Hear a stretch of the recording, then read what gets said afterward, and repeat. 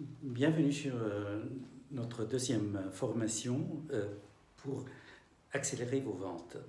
Je vais prendre un cas pratique d'un revendeur Sage et voir comment il peut multiplier par 3 ses ventes. Donc, Sage, c'est des logiciels de gestion pour ceux qui ne le savent pas, mais, qui font de la comptabilité, qui font des logiciels de trésorerie, de ERP, CRM, toute la gamme de solutions de gestion. Et donc, je prends le cas d'aujourd'hui où il y a une crise et je veux maximiser très rapidement mes ventes. Le premier point, c'est travailler sur les clients existants. C'est des gens qui vous ont déjà fait confiance. Je prends le cas d'un commercial qui vient de rejoindre une société, donc il y avait un autre commercial, on lui donne un pack des clients existants. Et bien mon conseil est de commencer par ce pack-là, parce que le cycle de vente est plus rapide sur un client qui vous fait déjà confiance. Et s'il y avait des problèmes par le passé, c'est l'occasion justement de reprendre contact avec lui et de lui dire que maintenant il sera suivi par vous-même et que votre priorité est de s'assurer qu'il est satisfait. Le deuxième conseil, c'est de toujours prendre une approche de conseil. N'essayez pas de prendre une approche de vendeur de produits. De toute façon, là, on est dans une vente de solutions. Point également à tenir compte, c'est regarder les obligations du client. C'est-à-dire, toute priorité doit être donnée à tout ce qui concerne le côté légal. Exemple, je vends des solutions de gestion de production. S'il y a un nouveau décret, une nouvelle sur la notion de traçabilité dans le secteur pharmaceutique ou dans le secteur agroalimentaire, eh bien, je vais prendre cet argument-là, cette base-là, pour pouvoir adresser mes clients avec les nouvelles demandes et les nouveaux besoins. Bien sûr, en cycle le plus court, c'est si jamais il y avait des nouveautés au niveau de la paye, des obligations, parce qu'il y a des changements. Dans le temps, c'était la loi Fillon. Maintenant, il y a de nouvelles lois de changement de barème, d'optimisation, toute nouvelle réglementation. Et c'est là, de toute façon, que les éditeurs le font. Mais j'ai pris l'exemple de Sage. Il se peut que dans votre métier, l'éditeur ne fait pas comme pour Sage cette approche-là. Donc, adresser toutes ces modifications-là, parce que là, le client, rappelez-lui ses obligations au niveau du temps, de pouvoir le faire avant telle date, en expliquant également la charge de travail que ça vous prendra pour planifier cette partie-là, et l'amener à une décision très, très, très rapide à ce sujet-là. Également, il faut, si vous ne connaissez pas ces clients-là et que vous venez de prendre les comptes, il faut les appeler un par un pour justement essayer de comprendre leur satisfaction du produit et de la solution actuelle. Je vais vous donner un exemple qui a eu lieu quand j'étais président de Self Informatique. J'ai un de nos commerciaux qui nous dit, écoutez, je vais le citer, Fradim qui est dans l'agence immobilière, il est très mécontent et donc je lui dis, pas de souci. Donc là, on était en face d'un problème, un client qui allait résilier les contrats de maintenance.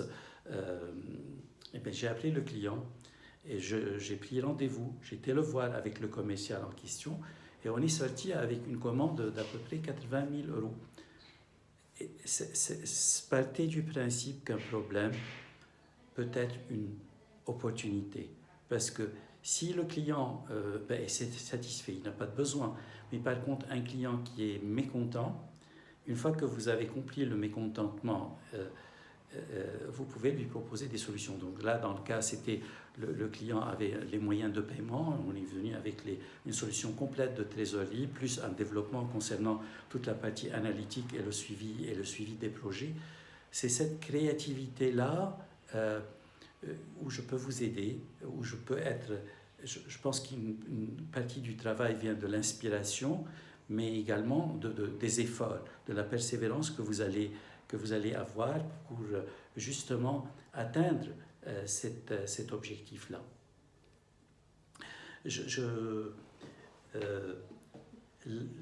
si j'adressais de nouveaux clients, je prends le cas, je vais vendre une solution ERP. Quelle est mon approche? Le but est de voir pourquoi le client a besoin d'un ERP, à quoi il va être sensible. Un ERP qui est une solution complète de gestion va pouvoir traiter à la fois la notion de comptabilité, de finance, de CRM, de relations clients, de suivi de facturation, de suivi de stock. Donc il y a tout un ensemble. Donc il faut bien comprendre que c'est suivant, l'approche est différente suivant l'industrie du client. Un client qui est dans le négoce ou qui est grossiste, il va être sensible à toute cette notion de gestion de stock optimisé ou d'approvisionnement qui est là. Un client qui est dans la fabrication va plutôt être avec une notion, il va falloir comprendre, est-ce qu'il fabrique à l'affaire ou il fabrique sur stock, pour stock. Et donc, dans la fabrication par affaire, c'est cette notion que s'il se trompe, parce qu'il y a plusieurs affaires qui sont conduites ensemble, eh bien ça va lui coûter de fabriquer peut-être 2 fois le même produit. C'est en écoutant les clients en fonction de ces problèmes-là, d'un client à un autre, que vous allez pouvoir savoir, quand vous parlez de ce que votre solution peut faire, plutôt de parler de généralité, de parler des choses où, en lui parlant de 3 choses, pour sûr, une des 3 va l'intéresser. Quelqu'un qui fait de la fabrication, il doit gérer au quotidien à qui donner les priorités et quels sont les délais qu'il peut promettre à ses clients s'il fait de la fabrication en continu. Donc toute la notion de calcul de besoins, de stock en temps réel. Et une société de service va avoir d'autres notions. Ça va être la gestion de planning, ça va être la gestion des ressources, ça va être le chantier au global ou le projet au global avec les différentes étapes pour pouvoir le faire.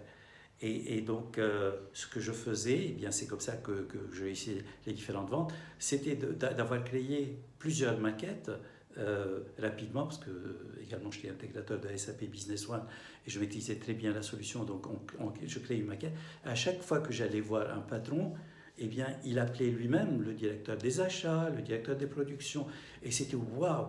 Et c'est très important d'avoir une approche où, quand à l'issue de votre visite, le client fait waouh, ça veut dire que vous avez gagné et que vous avez montré au client une autre façon de travailler, une autre façon qui va lui permettre d'économiser de l'argent, qui va lui permettre de gagner ses équipes, parce qu'il va faire adhérer ses équipes à ce projet-là. On verra sur d'autres présentations comment la partie de gestion du changement qui est très importante. Mais là, j'aborde également un nouveau sujet qui est des fois, quand vous êtes sur des solutions qui sont plus complexes, il va falloir vendre pas à un seul interlocuteur, mais à plusieurs. Les utilisateurs clés, ça peut être mis à part le patron, le directeur de l'agence, le directeur informatique, le directeur des achats. Il faut savoir discuter, convaincre chacune de ces fonctions-là en lui montrant comment la solution que vous lui présentez va répondre à ses propres besoins. Et plutôt que de parler de généralité, la question que je pose, c'est qu'est-ce qui aujourd'hui vous prend le plus de temps? Sur quoi? Quelles sont les tâches qui s'ils étaient automatisés, vous ferez gagner plus de temps et comme ça vous pourrez faire plus de chiffre d'affaires et vous pourrez augmenter votre productivité. Je vais vous raconter une histoire vécue et vraie sur un grand projet que j'ai signé, qui est avec la société Compass. Vous connaissez Compass, qui est mon gestionnaire de fichiers, il faisait partie du groupe des pages jaunes. Ils avaient fait un cahier des charges où il fallait peut-être mettre 4 ou 5 solutions pour répondre à leurs besoins, parce qu'il y avait une partie métier où ils vont, ce qu'ils appellent l'enveloppe blanche, pouvoir, en fonction avoir tous les critères qu'ils ont besoin de rassembler pour pouvoir créer justement la publicité adéquate pour ce client-là. Eh bien, l'approche que j'avais prise avec le chef de projet quand j'étais les voir était de les brusquer, de leur dire, eh bien, moi, je ne vais pas répondre à votre cahier des charges. Ils m'ont dit, mais pourquoi il y en a d'autres qui ont pris le cahier des charges. Je dis, parce que je ne veux pas vous créer le mouton à 5 pattes. Je préfère passer plus de temps pour comprendre vos besoins, les simplifier et laissez-moi voir avec vous, parce que le but était d'avoir un outil pour l'équipe commerciale. Et l'équipe commerciale, pour certains, était je vous parle, il y a 10 ans. Donc ils étaient au stylo, au crayon. En tout cas, il y en avait qui avaient peur de changer parce que ça leur permettait de les rendre moins indispensables. Et peut-être que demain, ils n'allaient pas avoir besoin. Donc il y a pas mal de facteurs psychologiques qui freinent la vente. Et si, dans votre approche, le client sent que par votre expérience, vous allez pouvoir l'aider à gérer ses différents soucis, c'est ça qui l'importe. Lui, c'est la réussite du projet va être d'avoir quelqu'un qui rassure et quelqu'un qui assure. Donc, et c'est là où, dans l'accompagnement que j'ai proposé et que j'ai fait donc avec mes différents vendeurs, qui étaient sur des solutions de type Sage ligne 100, voire ligne 30, on a pu passer à vendre des solutions ERP, Sage X3, ou du temps ça s'appelait Sage CS3, ou des grandes solutions de SAP.